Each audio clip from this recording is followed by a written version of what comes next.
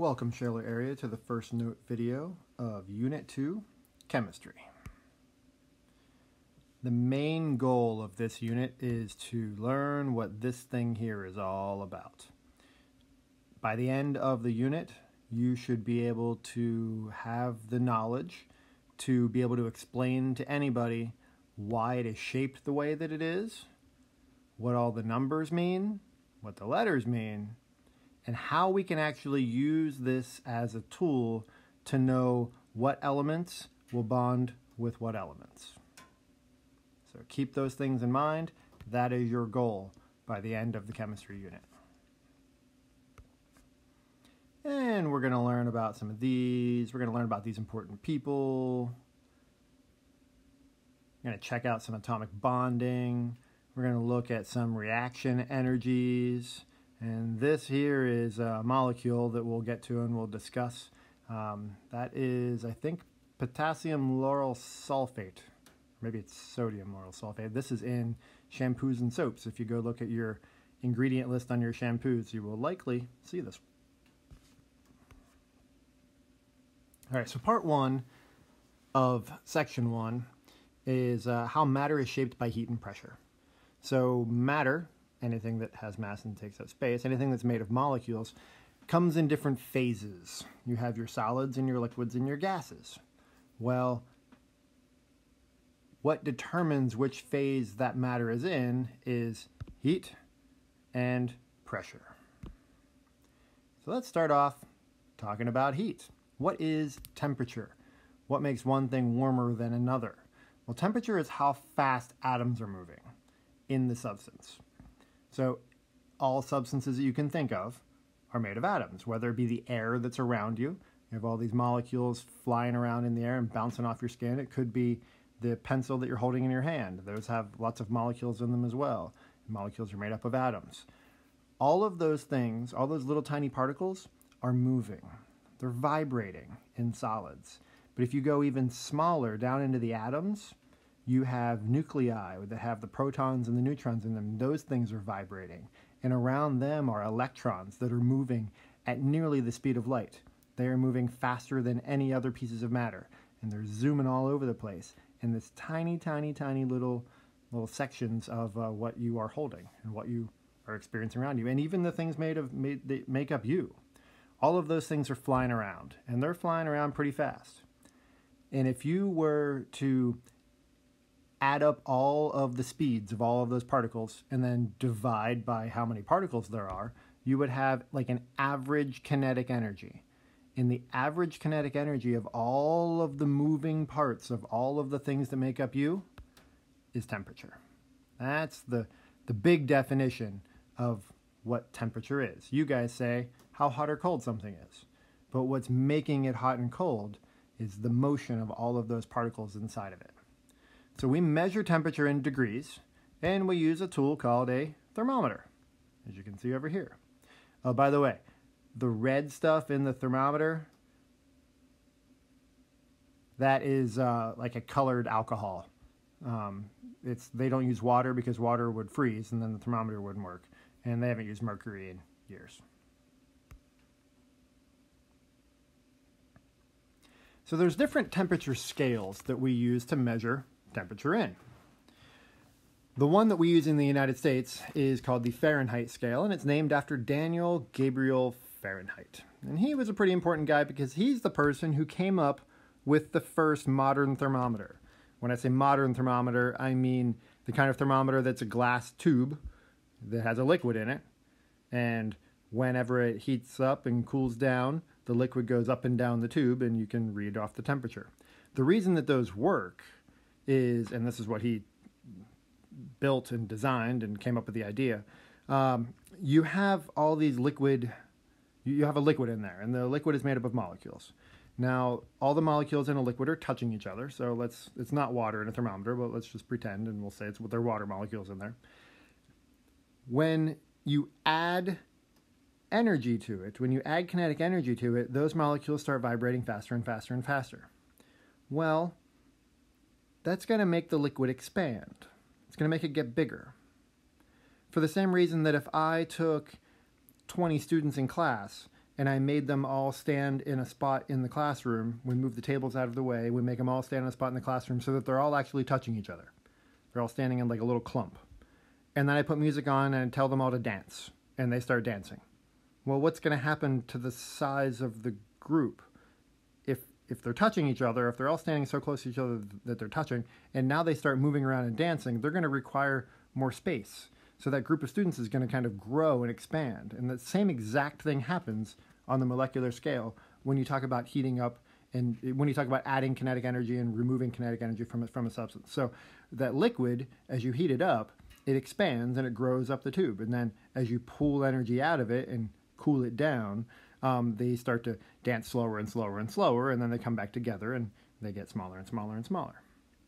Well, when he made his temperature scale, I actually forget what he based it on, but the boiling point of water is 212 degrees Fahrenheit, and the freezing point of water is 32 degrees Fahrenheit. These are the temperatures that you should be very familiar with because these are the ones that we use in the United States.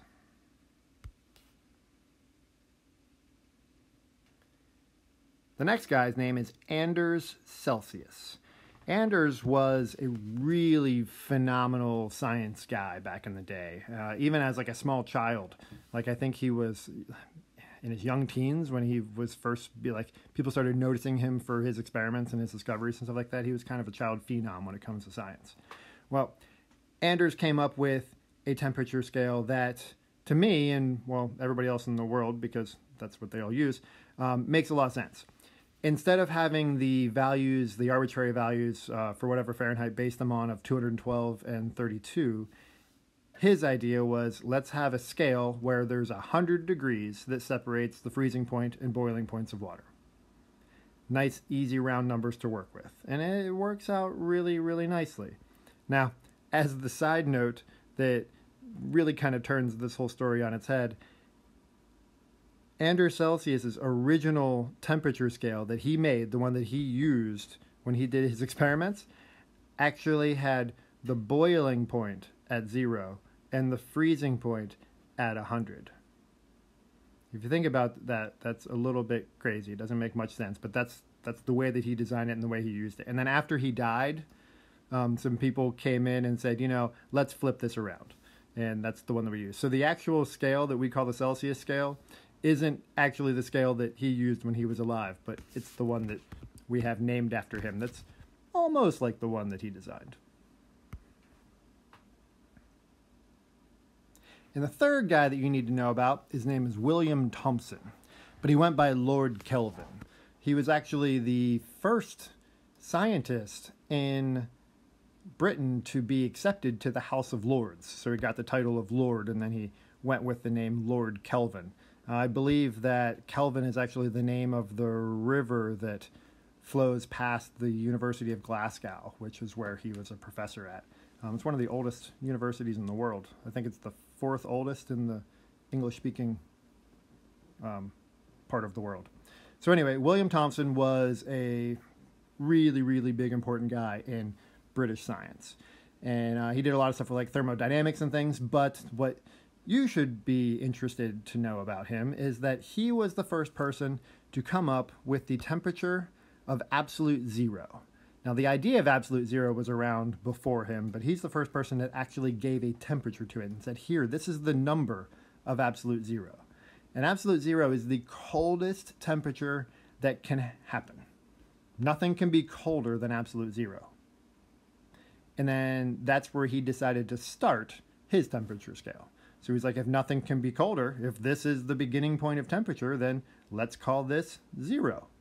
And then everything else gets a bigger number after that. The Celsius scale was being used a lot, so he decided to use the same size degree. So 1 degree Kelvin is exactly equal to 1 degree Celsius. So it's pretty much like the two scales are identical. They just have 0 at a different point.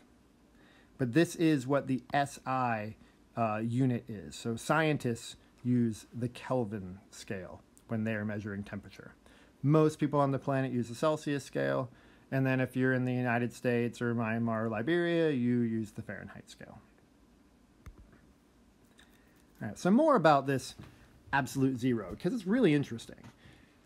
If you remember what I said a couple minutes ago about what temperature is. Temperature is the motion of the particles. It's a measurement of speed. It's the average speed of all of the things in the substance. Well, if temperature then is speed, there's got to be a temperature when speed is zero. Right? That would be when nothing would be moving. That would mean the atoms wouldn't be vibrating. The protons and neutrons wouldn't be vibrating. The molecules wouldn't be vibrating. And interestingly enough, the electrons also wouldn't be zooming around at nearly the speed of light, which is what they are doing all the time.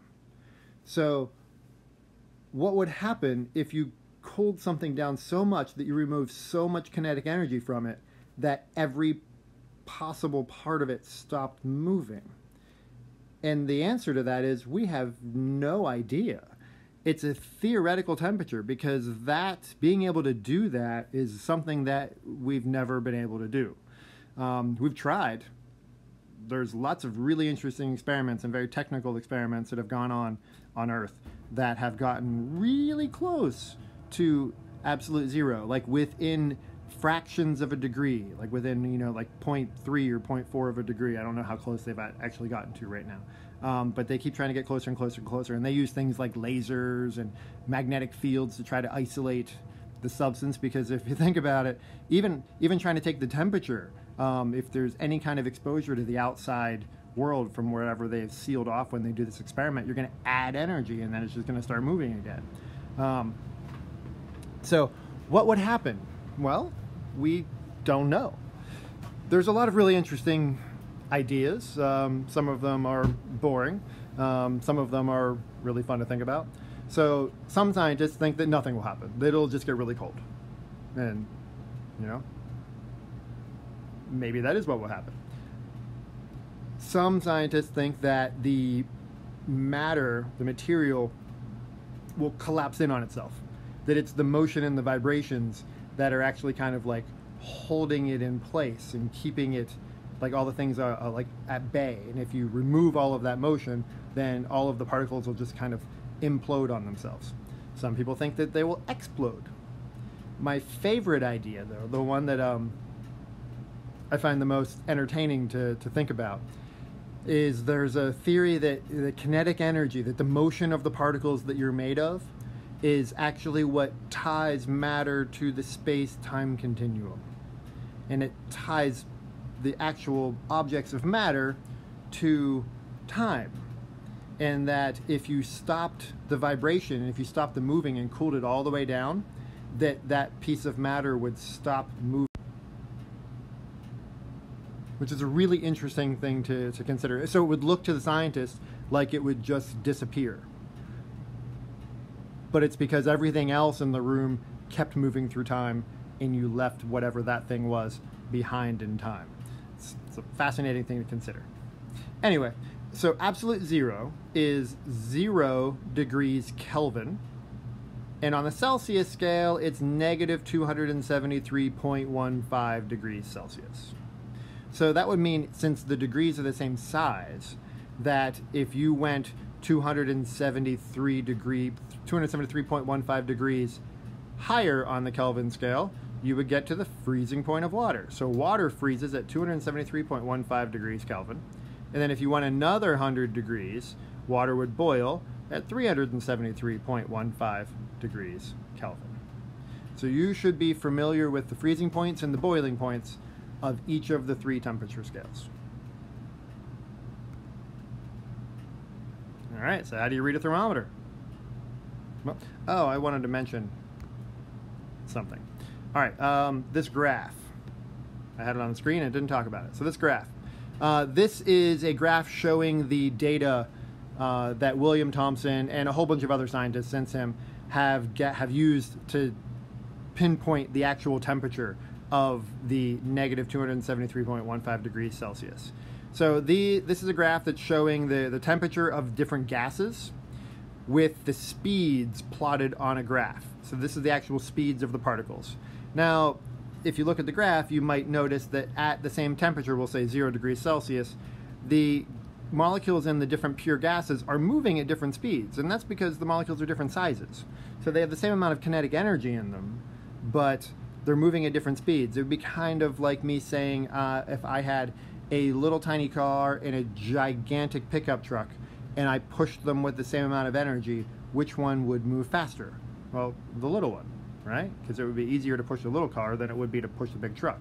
And that's how this works. The energy is your temperature, and then how much that energy is causing them to move would change based on the size of the gas, so the size of the molecules in the gas. So regardless, as you cool down and as you remove energy from the gas, the molecules slow down. And what they discovered was that they slow down in a very constant rate. You get this straight line action going on in your data. And every time you do this with a substance, that straight line points directly to this spot on the graph.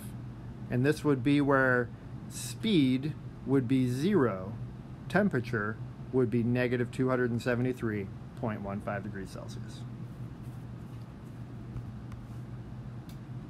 All right, so how do you read a thermometer? Hopefully nobody misses these, but this one here is 30 degrees Celsius, and this one over here would be negative 5 degrees Celsius. All right, so this thermometer, this is going to be on your quiz. This is a page of your quiz right here. And it has what I call the benchmark temperatures for you to understand about Celsius. There's 4 temperatures that you need to know. And if you know these 4 temperatures, then you can travel anywhere on Earth and have an understanding of the environment that you're going to be in. When I travel to Europe, for example, you get up and you look at the TV or you look at the sign on the bank, and it'll tell you it is 18 degrees outside. Well, if you don't understand the Celsius scale, you're going to look at that and be like, ooh, I need to put on a winter coat. And you're going to be not really well dressed for the weather. So let's take a look at the temperatures. We're going to compare the Celsius scale with the Fahrenheit scale so that you have a reference point, and you're going to need to know these temperatures and be able to use them. So what's temperature of boiling water? You should be able to fill this one in from the word bank over here because we just talked about it. Celsius, 100 degrees. Fahrenheit, 212. Well, what's the other one that you know? You know, freezing point of water. And that's going to be 0 degrees Celsius and 32 degrees Fahrenheit. Take a few seconds and see if you can figure out where these last 4 numbers go. I'll let you think about it.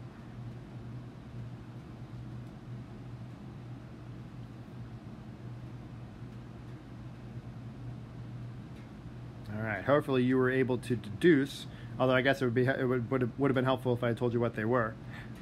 This one is human body temperature, so this is how warm you are.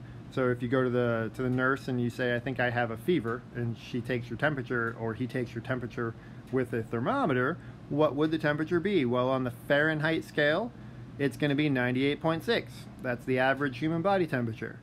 And on the Celsius scale, that's going to be 37 degrees.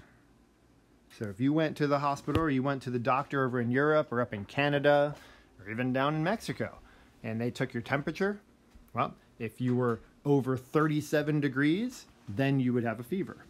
And then we get the last 2 here. This is room temperature, so what temperature does most people keep their houses? You know, and that varies, but so we're just going to call it room temperature here.